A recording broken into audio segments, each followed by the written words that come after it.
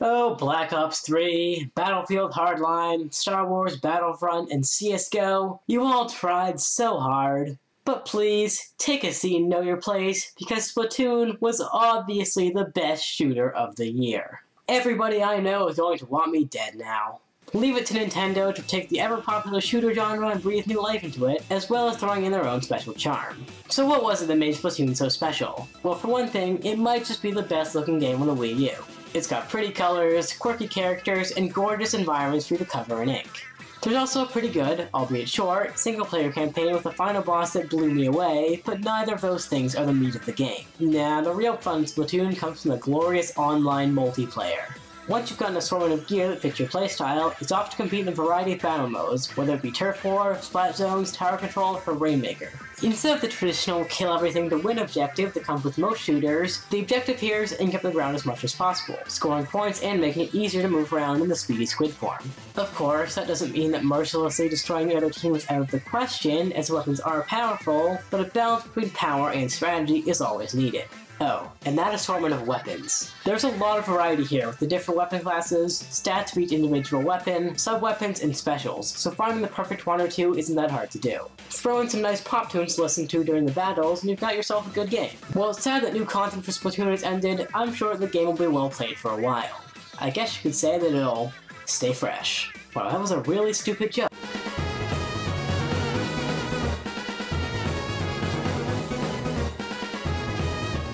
So, last year I finally took advantage of Steam sales.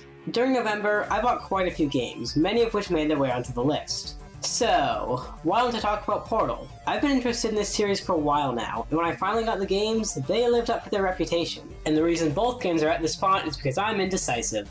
The Portal gun alone warrants these games at the spot on the list. It may have a simple concept, but it's just so fun and well designed. You shoot two portals that you can move between, but playing with momentum and various level mechanics produces some interesting results. The puzzles are incredibly well designed as well, putting you on one of the smoothest learning curves I've ever seen. Most of the time, you'll be able to tell exactly what the game wants you to do without it saying it straight to your face. That is some top-notch service. 11 out of 10 would puzzle again.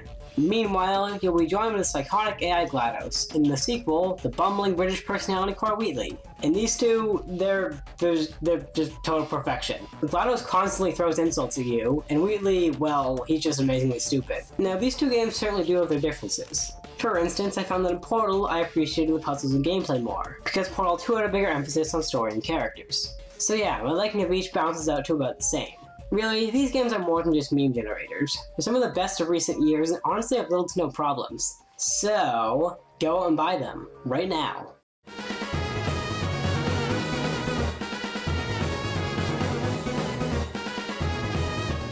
I've tried, guys. I've really tried to get into Metroidvanias. But you know, there's just something about them that doesn't really work for me. But last year I finally found one that kept me entertained. I guess all I really need to like a Metroidvania was some furries. Terrible jokes aside, Dust and Elysian Tale is a good game, and yes, those furries are actually good characters. The main trio of the amnesiac Dust, the adorable yet powerful sidekick Fidget, and the talking sword Ara all fit well together, working together on their quest to save the land of Falana from the grip of General Gaius and help Dust discover who he is. While the story as a whole didn't stand out all that much to me, the individual characters more than made up for it, especially with the voice acting, which is honestly some of the best I've ever heard in a video game. Seriously, just about 99% of the dialogue is pure ear candy, making side quests enjoyable for more than just EXP and money. And speaking of the gameplay, my god, is it a gift from the heavens! The game combines Metroidvania platforming and exploration with RPG elements such as stats and levels, as well as giving you the power to hack and slash everything in your path, and man does it work well. Sure, you've got your basic sword swings, but there's a few moves that make this game special. Those being the Dust Storm and Fidget's amazing magic attacks. Pulling off combos in this game that can range into the thousands is oh so satisfying. At least it is until an enemy hits you and resets the counter, creating a risk-reward system for staying in battle too long. No game, it doesn't make me angry at all that you interrupted my 999 hit combo. I'm perfectly fine. And then there's the presentation, which is, well, you know art, well, you actually don't until you've been through a rainstorm in this game. The environments of Dust are breathtaking, the music hits you in all the right places, and the particle effects are some new form of beautiful. We don't need no hyper-realistic graphics, because this right here, this is the future of gaming.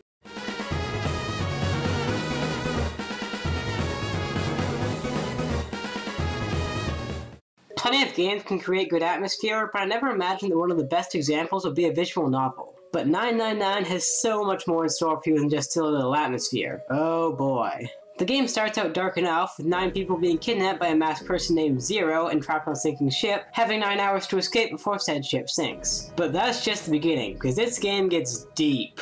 The game's writing is superb, constantly keeping you on alert while throwing in a bit of humor to lighten up the dark setting. There just so happens to be this one part known as the elevator scene that's gotten pretty famous because, well, the characters are all incredibly well developed, having unique personalities and rich backstories. You've got the foul-mouthed Santa, the adorable June, the Amnesiac 7, and my personal favorite, the blind genius Snake. The sprites look really good, being incredibly expressive for a DS game, and while there may not be a lot of proper cutscenes, there's well-done art in their place that allows you to see the characters in more detail. For the sake of spoilers, I can't say too much about the endings, but at many points throughout my playthroughs, characters die in some pretty horrific ways. And yes, I say playthroughs because this is a game with multiple endings. And let me say, those endings range from the creepy to the sad to the mind-boggling. And I'm still trying to wrap my head around everything revealed in the true ending. Seriously, when everything comes out, you begin to realize how brilliantly this game combines story and gameplay. Speaking of which, going through the various rooms requires you to solve puzzles, which start out simple at first, but require you to really think in the last few rooms. There's a great soundtrack to accompany these puzzles, as well as story segments, really adding to the atmosphere. Just take a listen to Morphogen and Xaro Digital Root. Those are some quality tunes. 999 was a game that really made me think, possibly more than any other game, which is something I can really appreciate about it, no matter how much it makes my head spin.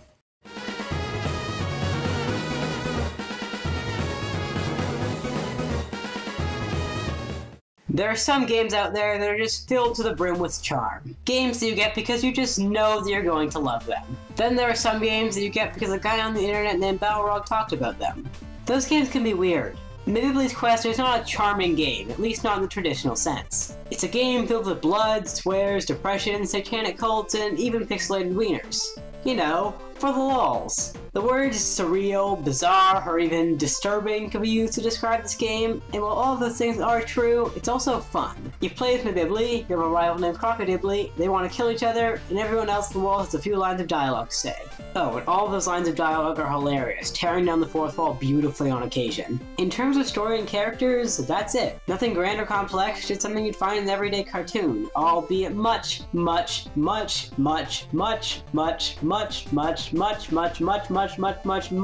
darker. Now, the main appeal of the game is traveling through the different levels, collecting different weapons and upgrades, and working towards the end, where you casually save the world.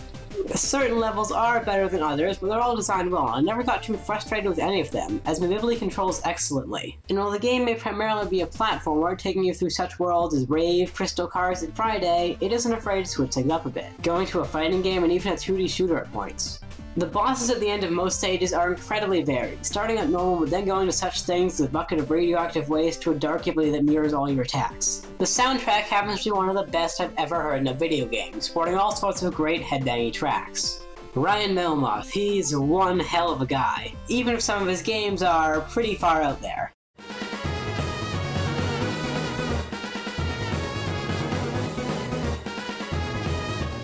When the new 3DS finally came out in America, most people got it for one reason: Xenoblade Chronicles 3D. I was not one of those people, but I was still able to get my hands on this amazing game. Yes, I was able to find Xenoblade Chronicles in a GameStop in 2015, which I'm guessing makes me infinitely luckier than any lottery winner ever. I'd heard a lot about how great this game was, and now I can say that it deserves every bit of praise it gets. The plot of Xenoblade revolves around a war between the people of the Titans Bionis and Mechonis, as well as the legendary blade known as the Monado. A year prior to the events of the game, the war had gone dormant, but flares up again after attack by mechanical beings known as Mechon on various Bionis colonies. Shulk, the game's main protagonist, assembles a team to get revenge on the Mechon for spoilery reasons and sets out for Mechonis. I'd talk about the story more, but that would be getting into spoiler territory, and nobody likes those. The story is often the most praised part of this game, but the gameplay is pretty great as well. Xenoblade is an open-world action RPG, allowing you to move around in battle to find just the right place to attack. Characters auto-attack, but they also have various arts that the player can select, which can heal party members, inflict buffs or debuffs, or do major damage to the enemy. There's also a bunch of other gameplay features that I really can't get into, so let's move on to the visions. As the wielder of the Monado, Shulk has the ability to see into the future in both cutscenes and battle. Story visions will usually involve someone important dying, with the party setting up to change it, while visions in battle allow you to see a lethal attack and plan out ways to stop it. Remember how I said the game was open world? Well, that's no exaggeration, as this is possibly the largest game world I've ever adventured in. Oh wait, we've still got Minecraft. The locations can be absolutely breathtaking, from the open Gower Plains, the sprawling Sword Valley, to, well, Valak Mountain. Just Valak Mountain, guys. All the while, the game's beautiful soundtrack accompanies you, being up there among the greats. Xenoblade quickly became a cult classic, with some calling it a modern-day Earthbound, and yeah, it was great. It's not my favorite RPG, or even my favorite that I played last year, that'll be coming up in a second, but it certainly was a great adventure from start to finish.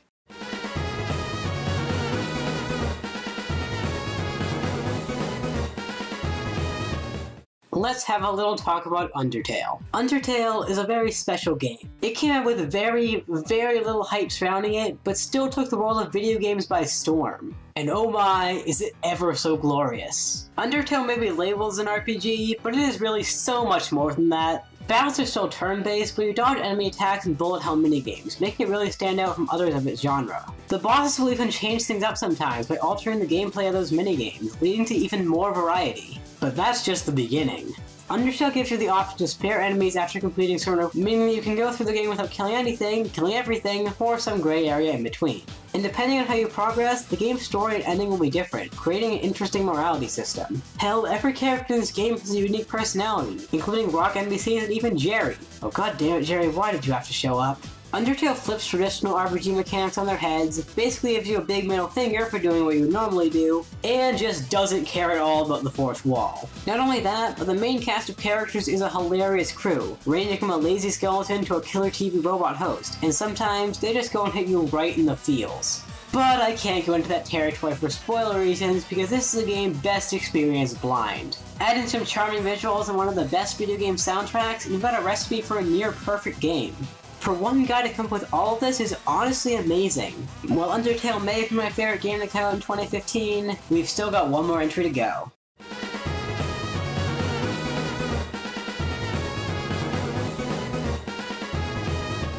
I told you that I was going to bring up Ace Attorney again, didn't I? Yes, while I played through the series last year, I was able to find a game from it that I like even more than two of the most praised RPGs of the last few years. It's a game that beat out many of my favorites and rose into my top 3 favorite games. And if you couldn't guess, that game is Phoenix Wright Ace Attorney: Trials and Tribulations. This game doesn't have engrossing gameplay or a vast world to explore, but it has my favorite story that I've ever gone through in a video game. FYI, I may end up spoiling some stuff here, so be warned. In the beginning, you take the shoes of Phoenix's deceased mentor Mia Fey, defending dorky college student Phoenix and taking down the twisted Dahlia Hawthorne. Hawthorne develops just the slightest murder-filled grudge against Mia that she takes to an extreme level later in the game. Back in Phoenix's time, he faces off against the coffee-loving prosecutor Godo, who ends up becoming one of the most complex characters in the series.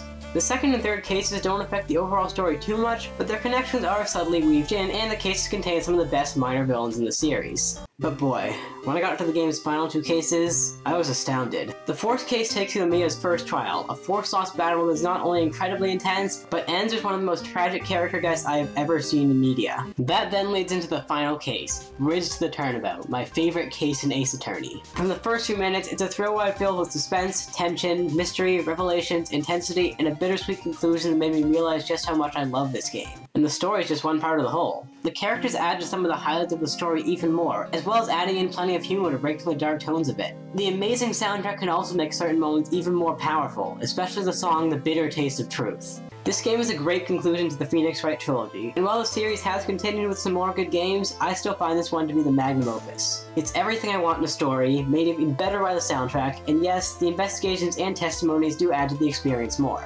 When everything comes together, it's really something special, making it my favorite game I played in 2015. To everyone who created Trials and Tribulations, thank you for allowing me to experience this amazing narrative. And as for the rest of you, I'll see you in the Dark World.